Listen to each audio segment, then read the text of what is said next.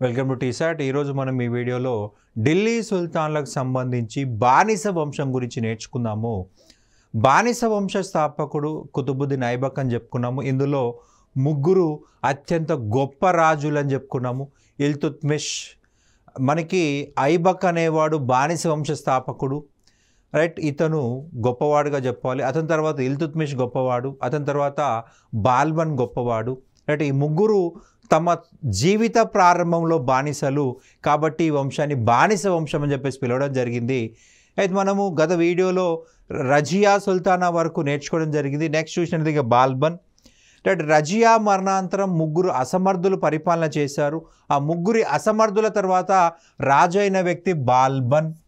బాల్బన్ బానిస వంశంలోని అత్యంత గొప్ప రాజు, అగ్రగణ్యుడు, రైట్. ఇతను 1266లో రాజు కావడం జరిగింది. 1287 వరకు పరిపాలించాడు. దాదాపు కంప్లీట్ 20 సంవత్సరాలు పరిపాలించాడు, రైట్.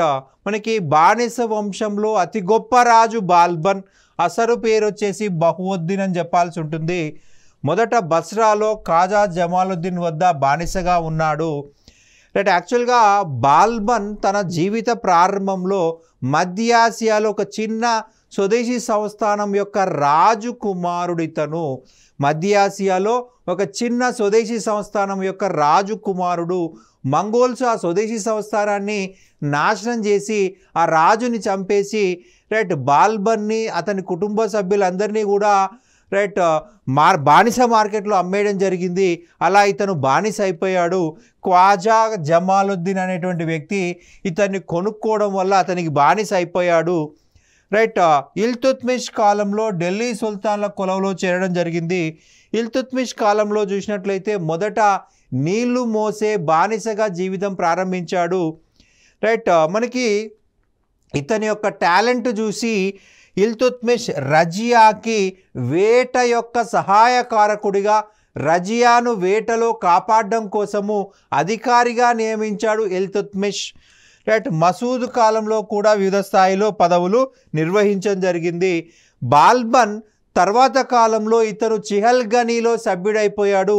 ఈ చిహల్గనీ వాళ్ళు, రైట్, రాజుని తమ గుప్పిట్లో పెట్టుకోవడం జరిగింది, రైట్. బాల్బన్ తన కుమార్తెను నాసుద్దీన్ మహమ్మద్కి ఇచ్చి వివాహం జరిపించాడు. మనకి రజియా తర్వాత ముగ్గురు అసమర్థులు పరిపాలించారని చెప్పుకున్నాం. మసూద్ షా, బహ్రామ్ షా, నాసుద్దీన్ మహమ్మద్ అని చెప్పుకున్నాము. ఈ నాసుద్దీన్ మహమ్మద్ బాల్బన్ యొక్క కుమార్తెని పెళ్లి చేసుకున్నాడు, రైట్. పెళ్లి చేసుకొని ఇతన్ని నాయిబ్ అనే పదవిని ఇవ్వడం జరిగింది. నాయిబ్ అంటే డిప్యూటీ సుల్తాన్ అన్నమాట. రాజు తర్వాత పొజిషన్ ఇవ్వడం జరిగింది, రైట్. ఇతను వజీర్గా పనిచేశాడు. వజీర్ అంటే ప్రధానమంత్రి. బాల్బన్ వజీర్గా పనిచేశాడు నాసుద్దీన్ మహమ్మద్ దగ్గర. ఇక్కడ తన కుమార్తెను ఎందుకు ఇచ్చి పెళ్లి చేశాడయ్యా అంటే దాని వెనుక కొద్దిగా స్టోరీ ఉందండి. మొదట బాల్బన్ వజీర్గా నియమించబడ్డాడు. అయితే ఇతని యొక్క ప్రధానమంత్రి బాధ్యతలు చాలామందికి నచ్చలేదు. ఇతను చాలా క్రూయల్గా ఉన్నాడు. సో మనము భవిష్యత్తులో బతకాలి అంటే బాల్బన్ను తీసేయాలని చెప్పేసి చెప్పడం జరిగింది. సో అయితే బాల్బన్కి ఖచ్చితంగా పదవి నుంచి తొలగించడం కోసం నాసుద్దీన్ మహమ్మద్కి అనేక చాడీలు చెప్పేసి అతన్ని పదవిలోంచి తొలగించారు. రెహాన్ అనేటువంటి భారతీయ ముస్లింని వజీర్గా నియమింపజేశారు. నియమించారు. ఇతను ఒక భారతీయ ముస్లిం అన్నమాట. ఇతను ఇంకా క్రూయల్గా ఉన్నాడు. బాల్బన్ కంటే కూడా దారుణంగా ప్రవర్తించాడు ఈ రెహాన్ అనే వ్యక్తి. సో ఈ చిహల్గనీ సభ్యులు రెహాన్ కంటే బాల్బనే కరెక్టు, రైట్. రెహాన్ ఇంకా దారుణంగా ఉన్నాడని చెప్పేసి బాల్బన్నే మళ్ళీ ప్రధానిగా చేయాలని నాసిరుద్దీన్కి సిఫారసు చేయడం జరిగింది. సో ఈ రెహాన్ను తొలగించేసి నాసిరుద్దీన్ మళ్ళీ బాల్బన్ని తనకు ప్రధానమంత్రిగా నియమించుకోవడం జరిగింది. అయితే తన పదవి భవిష్యత్తులో పోకూడదు అనే ఉద్దేశంతో తన కుమార్తెనిచ్చి పెళ్లి చేయడం వల్ల అతనికి నాయిబ్ అనే పదవి వచ్చింది. అంటే అతన్ని ఎవడూ తొలగించకుండా, ఎవరు కుట్రలు చేయకుండా తన కూతురునిచ్చి పెళ్లి చేసుకున్నాడు. సో అప్పుడు ఏమవుతుందంటే అతను అల్లుడవుతాడు, రాజు అల్లుడవుతాడు. సో రాజు ఇతనికి బంధువు కాబట్టి, బాల్బన్కి బంధువు కాబట్టి ఎవరు కుట్రలు చేయలేరు, రైట్, అది నడవదన్నమాట. సో అందుకోసమే తన కూతుర్ని ఇచ్చేసి పెళ్లి చేశాడు. నాసిరుద్దీన్ ఆస్థానంలో మినహజు సిరాజ్ అనే కవి తబాకత్ నాసిరి అనే గ్రంథాన్ని రాయడం జరిగిందండి. ఇందులో నాసిరుద్దీన్ మహమ్మద్ యొక్క సమాచారం ఉంది, రైట్. నాసిరుద్దీన్ గురించి రాయబడ్డ గ్రంథము. ఇందులో రజియా సుల్తానా గురించి వివరించడం జరిగింది. రజియా ఒక గొప్ప రాజుకు ఉండాల్సిన లక్షణాలన్నీ కూడా ఉన్నాయి, కానీ దురదృష్టవశాత్తు ఆమె మహిళగా పుట్టింది అని చెప్పేసి చెప్పడం జరిగింది. నాయిబ్గా ఉన్నప్పుడు ఢిల్లీ పరిసరాల్లోని మేవాటీలను ఓడించాడు. మేవాటీలు అనే దొంగల్ని ఓడించడం జరిగింది. మేవాటీలనే దొంగల్ని అణిచివేశాడు. 1266లో నాసిరుద్దీన్ వారసులు లేకుండా చనిపోవడంతో తానే సుల్తాన్గా ప్రకటించుకున్నాడు బాల్బన్. ఇసామీ ప్రకారం బాల్బన్ విషప్రయోగం ద్వారా రాజుని హత్య చేశాడు, సుల్తాన్ని హత్య చేశాడు. మనకి ఇసామీ యొక్క గ్రంథము ఫుతుహతీ సలాతిన్ అనే గ్రంథాన్ని రాశాడు ఇసామీ.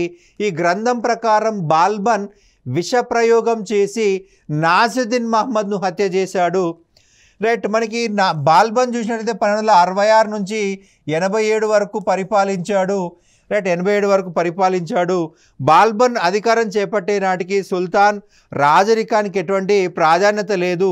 సో రాజు యొక్క గౌరవాన్ని నిలబెట్టడానికి అనేక కార్యక్రమాలు చేశాడు బాల్బన్ నిర్ణయాలను రక్తపాత విధానం అని చెప్పేసి పిలుస్తారు, blood and iron policy.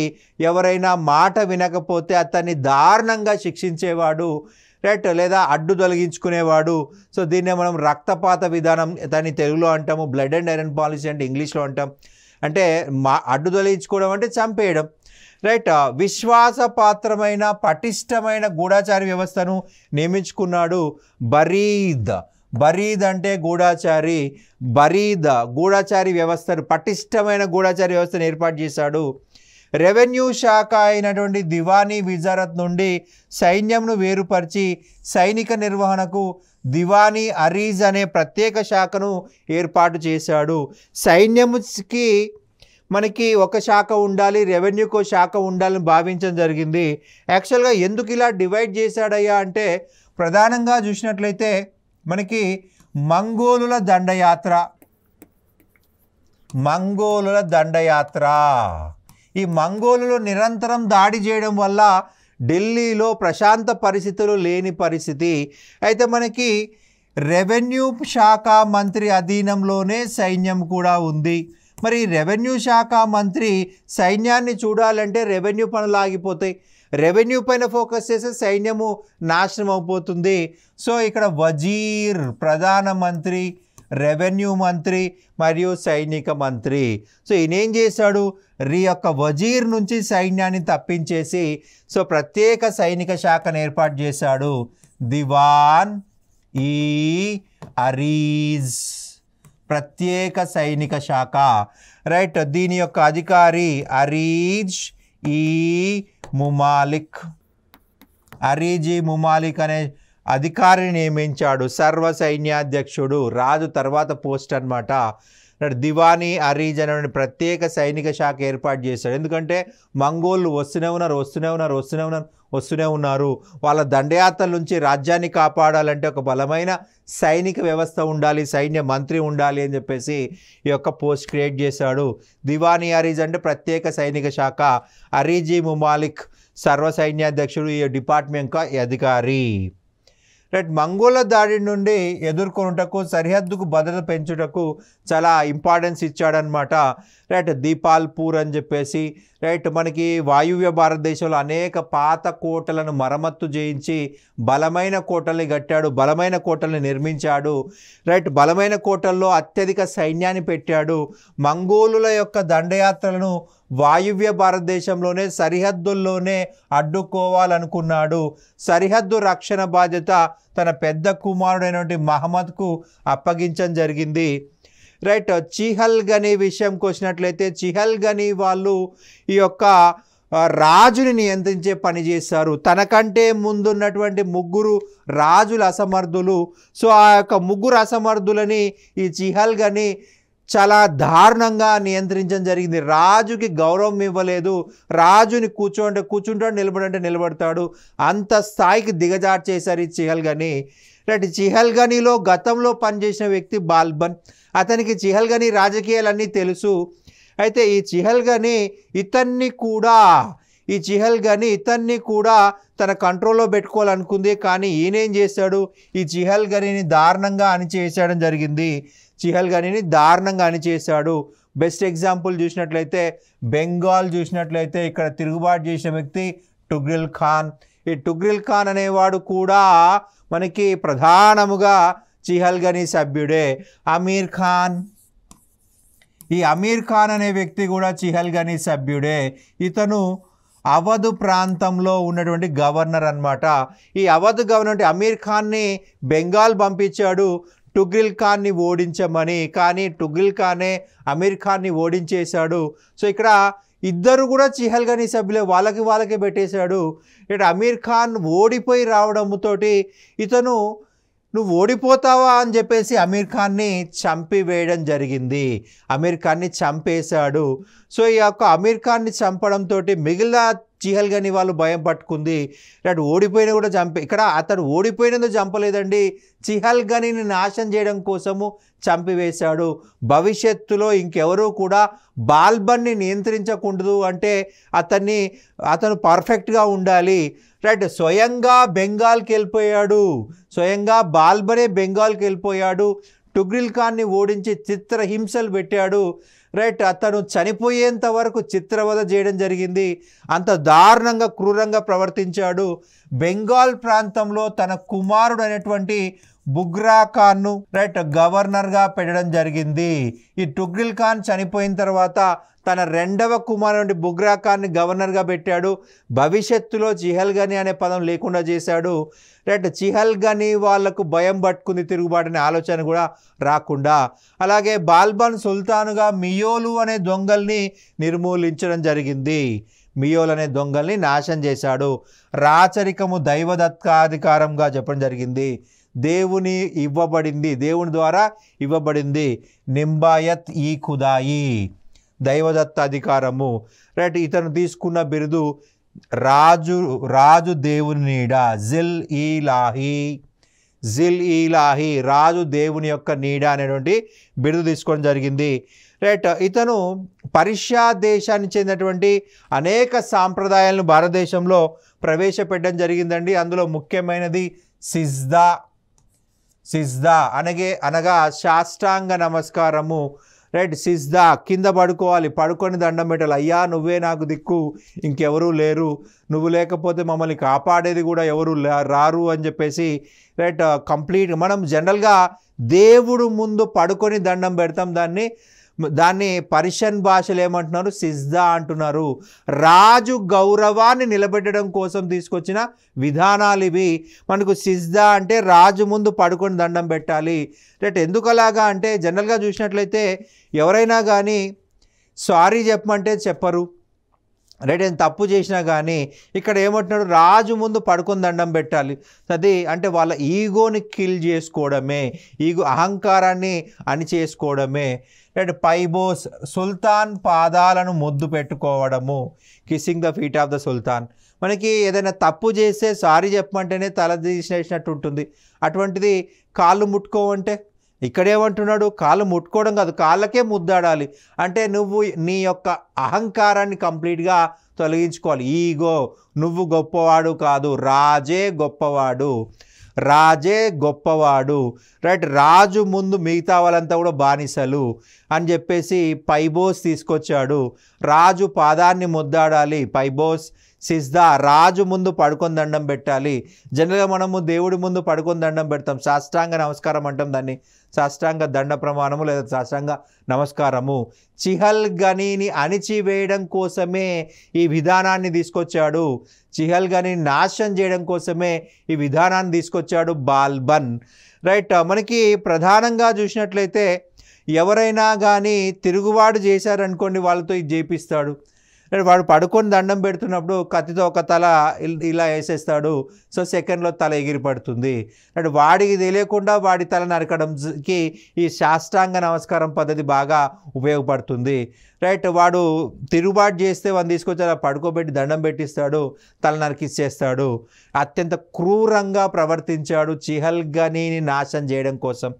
జరోకా Darshan, జరోకా అంటే బాల్కనీ. రోజు పొద్దున్నే బాల్కనీలో వచ్చి కూర్చుంటాడు, ప్రజలందరూ వచ్చి ఆయన వాళ్ళ సమస్యల్ని అడగాల్సి ఉంటుంది. మనకు ప్రజెంట్ తెలంగాణ గవర్నమెంట్, రైట్, మనకి పొద్దున్నే గవర్నమెంట్ వాళ్ళకి కావాల్సిన వినతి పత్రాలు ఇవ్వడం కోసము కొత్తగా ప్రజల పాలన తీసుకొచ్చారు. అటువంటిదే జరోకా దర్శన్ అనమాట. చరిత్రనే ఎప్పుడు పునరావృతం అవుతూ ఉంటుంది. చరిత్రలో గతంలో మనకు ఉన్నదే మళ్ళీ మళ్ళీ ఉపయోగపడుతుంది అనమాట. దాన్నే మన చరిత్ర ఎప్పుడు పునరావృతం అవుతుంది, అందుకే మనం చరిత్రను చదువుకోవాల్సి ఉంటుంది. జరోకా దర్శన్, రాజు పొద్దున్నే లేవగానే బాల్కనీకి వచ్చి కూర్చుంటాడు. ప్రజలందరూ వివిధ ప్రాంతాల నుంచి వచ్చి వాళ్ళ సమస్యల్ని రాజు చెప్పుకుంటారు. రాజు ఆ సమస్యలు తీర్చిన తర్వాతే బ్రేక్ఫాస్ట్కి వెళ్ళడం జరుగుతుంది. మనకు ప్రజాపాలన అని చెప్పేసి మనకి ప్రజెంట్ గవర్నమెంట్ స్టార్ట్ చేసింది, అది దీని ఇన్స్పిరేషన్తో అనమాట. పారసిక పండుగ అయినటువంటి నవరోజీని జరుపుకోవడం మొదలగునవి ప్రవేశపెట్టడం జరిగింది. ఇవి యాక్చువల్గా ఇస్లాం మత వ్యతిరేకము, ఇస్లాం మతము దీన్ని అంగీకరించదు. కానీ పర్షియన్ సాంప్రదాయాలు ఇవి, ఈ పర్షియన్ సాంప్రదాయాలు తీసుకొచ్చాడు. ఇస్లాం మత ప్రకారం సిజ్దా చేయకూడదు, ఇస్లాం మత ప్రకారం అల్లా ముందు తప్ప ఎవరి ముందు తల వంచకూడదు. కానీ ఈయనేం చేశాడు, తన ముందు సాష్టాంగ నమస్కారం చేయమన్నాడు. పైబోస్ సుల్తాన్ పాదాన్ని ముద్దాడాలంటే తల వంచాల్సిందే, అంటే పాదం ముద్దాడంటే తల వంచాల్సిందే. అంటే ఇవన్నీ కూడా ఇస్లాం వ్యతిరేక విధానాలు, అంటే పర్షియన్ సాంప్రదాయాలు. ఈ పర్షియన్ సాంప్రదాయాలని ప్రవేశపెట్టడం జరిగింది. నవరోజు పర్షియన్ నూతన సంవత్సరం పండుగ, పర్షియన్ నూతన సంవత్సరం పండుగ ఈ యొక్క నవరోజు, ఈ పండుగలు తీసుకొచ్చాడు.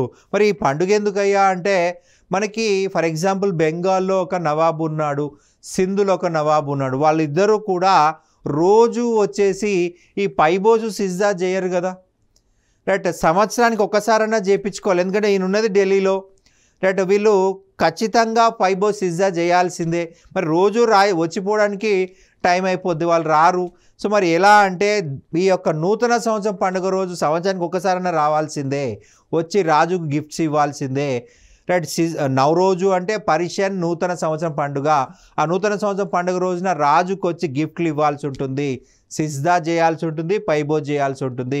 ఈరోజు ఖచ్చితంగా అత్యంత ముఖ్యమైన సర్దార్లు, నవాబులు, రాష్ట్ర గవర్నర్లు వచ్చి రాజుకు బహుమతులు ఇచ్చేసి సిజ్దా పైబోజ్ చేయాల్సిందే, లేకపోతే మెడకాయ మీద తలకాయ ఉండదు, రైట్. చాలా దారుణంగా వ్యవహరించాడు, చంపేయడం జరిగింది, రైట్. సుల్తాన్ బహిరంగ ప్రదేశాల్లో నవ్వటం కానీ ప్రజలతో నేరుగా మాట్లాడడం కానీ మానివేశాడు, రైట్. మద్యపానం నిషేధించాడు, రైట్.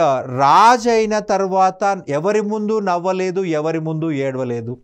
నవ్వితే వాళ్ళు ఎలా ప్రవర్తిస్తారో, ఏడిస్తే జాలి చూపిస్తారు. నాకు ఎవరి జాలి అవసరం లేదంటాడు, ఎవరి దయ నాకు అవసరం లేదంటాడు. మద్యపానము నిషేధించాడు. రాజైన తర్వాత ఒక్కసారి కూడా తాగలేదు ఆయన. ఎందుకు తాగలేదయ్యా అంటే, తాగితే ఎలా ప్రవర్తిస్తాడో ఎవరికీ తెలియదు. వాడు తాగి ఏడుస్తాడు, తాగి నవ్వుతూ ఉంటాడు.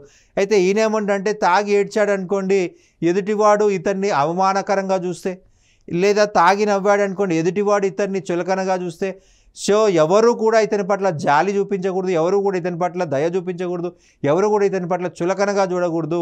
భయం మాత్రమే కనిపించాలి వాళ్ళ కళ్ళల్లో. ఈయన వచ్చాడంటే ఎదుటి వాళ్ళ కళ్ళలో భయం మాత్రమే ఉండాలి. అందుకే తాగడం ఆపేశాడు. రైట్. ఎప్పుడు కూడా 50 మంది బాడీ గార్డ్స్తో వెళ్ళేవాడు. ఎక్కడికి పోయినా 50 మంది బాడీ గార్డ్స్తో. ఈవెన్ రాత్రిపూట కూడా సుల్తాన్ మంచి దుస్తులు వేసుకొని పడుకుంటాడు. రాత్రిపూట కూడా ఐరన్ దుస్తులు వేసుకొని పడుకుంటాడు. అయితే మనకి రాత్రిపూట ఎందుకయ్యా అంటే సడన్గా ఎవరైనా రాయబారి వచ్చి లేదా సడన్గా ఒక గూఢచారి వచ్చేసి రాజుని కలవాలి అనుకుంటున్నాడు అనుకుందాం. రైట్. ఆ రాజుని కలవాలనుకున్నప్పుడు ఆ గూఢచారి వచ్చి కలిశాడే అనుకుందాం. అప్పుడు రాజు డ్రెస్సు బాగాలేదు, సింపుల్ డ్రెస్లో ఉన్నాడు. వాడు చూసి పొరపాటున నవ్వాడు అనుకోండి, రైట్, రాజు కోపం వస్తుంది. రైట్. రాజుకి అవమానం. అలా ఉండకుండా ఆయన ఏం చేశాడంటే రాత్రిపూట కూడా పొద్దున ఆస్థానానికి పోయేటప్పుడు ఎంతటి చక్కటి డ్రెస్ వేసుకుంటాడో అంతే చక్కటి డ్రెస్ వేసుకొని రైట్ పడుకుంటాడు. అర్ధరాత్రి ఎవరైనా వచ్చి సడన్గా కలవాలంటారేమో అని చెప్పేసి. రైట్. ఇతని ఆస్థానంలోని కవులు చూసినట్లయితే అమీర్ ఖుస్రు, అమీర్ హసన్ వీళ్ళిద్దరూ ముఖ్యమైన కవులుగా భావించాల్సి ఉంటుంది. ఉర్దూలో ఆది కవిగా పేరుగాంచిన అమీర్ ఖుస్రు బాల్బన్ కాలం నుంచి గియాజుద్దీన్ తుగ్లక్ కాలం వరకు 7 మంది సుల్తానుల ఆస్థానంలో ఉన్నాడు. ఉర్దూకి ఆది కవి అమీర్ ఖుస్రు, బాల్బన్ కాలం నుంచి గియాజుద్దీన్ తుగ్లక్ కాలం వరకు 7 సుల్తాన్ల ఆస్థానంలో ఢిల్లీలో ఉన్నాడు అమీర్ ఖుస్రు. అమీర్ ఖుస్రు అనేక గ్రంథాలు రచించాడండి. కొత్త రాగాలు, కొత్త సంగీత పరికరాలు కనుగొన్నాడు. సో ఇతనికి తోతా ఏ హింద్ అనేటువంటి బిరుదు ఇవ్వబడింది. తోతా ఏ హింద్ అనే బిరుదు అలావుద్దీన్ ఖిల్జీ ఇవ్వబడింది. ఓకే. ఇతను కనిపెట్టిన వాయిద్యాలు వచ్చేసి సితారా, తబలా. సితారా చూసినట్లయితే ఇది హిందూ వీణ మరియు పర్షియన్ తంబూరా ఈ రెండింటినీ కలగలిపి హిందూ వీణ, పర్షియన్ తంబూరా ఈ రెండింటినీ కలిపి సితారా అనేటువంటి కొత్త సంగీత పరికరాన్ని కనుగొనడం జరిగింది. తబలా అనే మరొక సంగీత పరికరం కనుగొనడం జరిగింది. ఇక రాగాల విషయంకి వచ్చినట్లయితే కవ్వాలి, గోరా, సనం. కవ్వాలి, గోరా, సనం అనే కొత్త రాగాలని కనుగొన్నాడు. కవ్వాలి దేవుని పట్ల ప్రేమని వ్యక్తం చేస్తూ పాడే పాటలే కవ్వాలి. దేవుని పట్ల ప్రేమని వ్యక్తం చేస్తూ పాడే పాటలే కవ్వాలి. మనకు సూఫీ సన్యాసుల దర్గాల దగ్గర ఈ యొక్క పాటల్ని పాడడం జరుగుతుంది. సూఫీ సన్యాస దర్గా దగ్గర ఈ పాటలు పాడడం జరుగుతుంది. రైట్. అమీర్ ఖుస్రు ఈ యొక్క ఒక రాగాన్ని బేస్ చేసుకొని కొన్ని కోట్ల పాటలు పాడొచ్చు. అందుకే కొన్ని సినిమా ఇండస్ట్రీలో కొంతమంది పాటలు అన్నీ ఒక రాగానే కనిపిస్తాయి. ఎందుకంటే ఆ రాగాన్ని బేస్ చేసుకొని ఒక ట్యూన్స్ సేమ్ ఉన్నట్టుగా ఉంటాయి. ఎందుకంటే ఒక రాగాన్ని కొన్ని లక్షల పాటలు పాడొచ్చు. బాల్బన్ యొక్క కుమారుడు 1286లో మంగోలుల దండయాత్రలో మరణించడం జరిగింది. మంగోళ్ళ దండయాత్రలో బాల్బన్ యొక్క పెద్ద కుమారుడు మహమ్మద్ చనిపోయాడు. మహమ్మద్ అత్యంత ఇష్టమైన వాడు. రైట్. మహమ్మద్ అంటే బాల్బన్కి ప్రాణము. అత్యంత గొప్ప లక్షణాలు ఉన్నటువంటి వ్యక్తి అయిన బాల్బన్కి తర్వాత బాల్బన్ అంత గొప్పవాడు అవుతాడనే నమ్మకం ఉంది. కానీ దురదృష్టవశాత్తు 1286లో మంగోల్స్ దాడి చేయడం జరిగింది. ఆ దాడిలో బాల్బన్ కుమారుడు మరణించాడు. ఇక్కడ మంగోలులు అమీర్ ఖుస్రుని కూడా అరెస్ట్ చేశారండి. అమీర్ ఖుస్రుని కూడా అరెస్టు చేయడం జరిగింది. అయితే ఈ బాల్బన్ ఈ మంగోల్స్ని ఓడించి అమీర్ ఖుస్రుని విడిపించగలిగాడు. కానీ ఆలోపే తన కుమారుడు మరణించడం జరిగింది.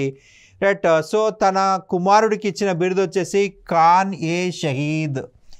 షహీద్ అంటే మృతవీరుడు. ఖానే షహీద్ అనే బిరుదు ఇచ్చాడు బాల్బన్.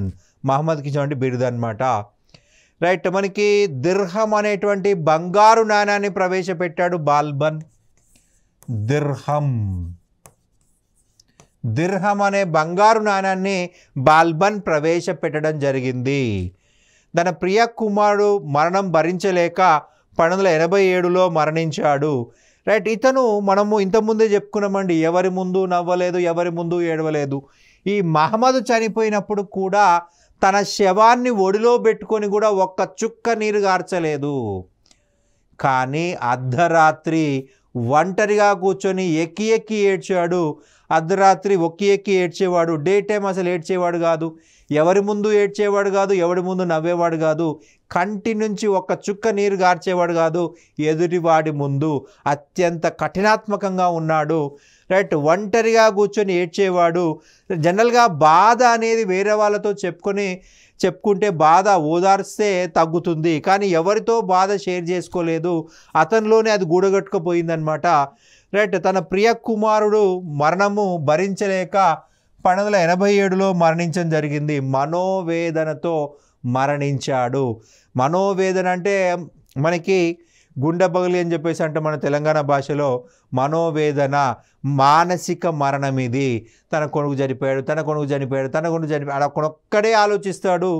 ఆ ఆలోచన నుంచి బయటికి రాలేక తన కుమారుడు చచ్చిపోయాడు, యాక్చువల్గా తన సొంత భార్య ముందు కూడా ఏడవలేదు ఇతను, ఎవరి ముందు ఏడవలేదు ఇతను. సో ఆ బాధ మనసులో గుడిగట్టుకొని పోయింది. రైట్, కొడుకు చచ్చిపోయాడు. సో ఆ బాధతోటి ఈయన చనిపోయాడు. మనోవేదనతో మరణించడం జరిగింది. మన తెలంగాణ భాషలో మనకి గుండె బలి చనిపోయాడని చెప్పేసి చెప్పడం జరుగుతుంది. రైట్, అయితే అతని మరణశయ్యపై ఉన్నప్పుడే మహమ్మద్ కుమారుడు కైకుస్రును వారసుడిగా ప్రకటించడం జరిగింది. ఢిల్లీ కొత్వాల్ ఫక్రుద్దీన్, కొత్వాల్ అంటే ఢిల్లీ పోలీస్ కమిషనర్, మనకి కొత్వాల్ అంటే ఢిల్లీ పోలీస్ కమిషనర్. ఫక్రుద్దీన్ బాల్బన్ యొక్క రెండవ కుమారుడు బుగ్రా ఖాన్ కుమారుడు. బాల్బన్ యొక్క రెండవ కుమారుడు ఎవరయ్యా అంటే బుగ్రా ఖాన్. ఈయన ఎవరయ్యా అంటే బెంగాల్లో రాజప్రతినిధిగా ఉన్న వ్యక్తి. ఇతన్ని ఢిల్లీకి రమ్మన్నాడు, కానీ బుగ్రా ఖాన్ నాకు బెంగాల్ సరిపోతుంది, నేను బెంగాల్లోనే ఉంటాను అని ఆయన బెంగాల్ వదిలి రాలేదు. బుగ్రా ఖాన్ తన కుమారుడైనటువంటి కైకుబాద్ని పంపించాడు. రైట్, ఈ ఢిల్లీ కొత్వాల్ వచ్చేసి ఫక్రుద్దీన్, ఇతను బాల్బన్ యొక్క రెండవ కుమారుడు బుగ్రా ఖాన్ని పిలిస్తే ఆయన రాలేదు. అతను తన కుమారుణ్ణి పంపించాడు, కైకుబాద్ని పంపించడం జరిగింది. ఈ ఫక్రుద్దీన్ కైకుబాద్ని రాజుగా లేదా సుల్తాన్గా చేయడం జరిగింది. రైట్, ఫక్రుద్దీన్ అల్లుడు నిజాముద్దీన్ కైకుబాద్ స్థానంలో అతని 3 సంవత్సరాల కుమారుడు కైమూర్స్ను సుల్తాన్గా నియమించాడు. రైట్, మనకి ఇక్కడ ఈ కైకుబాద్ని ఎందుకు తొలగించాడయ్యా అంటే సింపుల్ అండి. కైకుబాద్ పరిస్థితి దారుణము. ఇతనికి పెరాలసిస్, పక్షవాతం రోగం వచ్చింది. పక్షవాతము రోగం రావడం జరిగింది. కైకుబాద్కి పక్షవాత రోగం రావడం జరిగింది. ఒక కాలు ఒక చెయ్యి పనిచేయదు. సో ఫక్రుద్దీన్ యొక్క అల్లుడు నిజాముద్దీన్ కైకుబాద్ స్థానంలో కైకుబాద్ యొక్క కుమారుడు కైమూర్స్ సుల్తాన్గా ప్రకటించడం జరిగింది. అతని వయసు జస్ట్ 3 సంవత్సరాలే కైమూర్స్. రైట్, అతను వాస్తవ అధికారాన్ని చెలాయించేవాడు. ఇటువంటి పరిస్థితుల్లో జలాలుద్దీన్ ఖిల్జీ 1290లో ఢిల్లీ సుల్తానేట్ను ఆక్రమించుకోవడం జరిగింది. ఈ జలాలుద్దీన్ ఖిల్జీ కైకుబాదును ఈ కైమూర్స్ని ఇద్దరినీ కూడా చంపేశాడు. ఇద్దరినీ చంపేసి రైట్ బానిస వంశాన్ని నాశనం చేసి ఈ యొక్క ఖిల్జీ వంశానికి పునాది వేయడం జరిగింది. రైట్, మనకి ఈ టాపిక్ చూసినట్లయితే మనకి ఈ టాపిక్లో ఖచ్చితంగా బానిస వంశం యొక్క స్థాపకుడు అని అడుగుతారు, బానిస వంశం యొక్క నిజమైన స్థాపకుడు అని అడుగుతారు. అట్లాగే చిహల్గని వ్యవస్థ ఎవరు స్టార్ట్ చేశారు, అలాగే నూతన కాయిన్స్ ఎవరు ప్రవేశపెట్టారు, అండ్ నెక్స్ట్ చూసినట్లయితే రజియా యొక్క గొప్పతనం మీద, అలాగే రజియా సంబంధించి తబాకతి నాసరి అనే గ్రంథం రాసింది ఎవరు, అలాగే బాల్బన్ కాలంలో ఉన్న కవుల గురించి ఎగ్జామ్లో అడిగే అవకాశం ఉంటుంది. రైట్, ఇవన్నిటి మీద మనం ఫోకస్ చేయాల్సి ఉంటుంది. Thank you.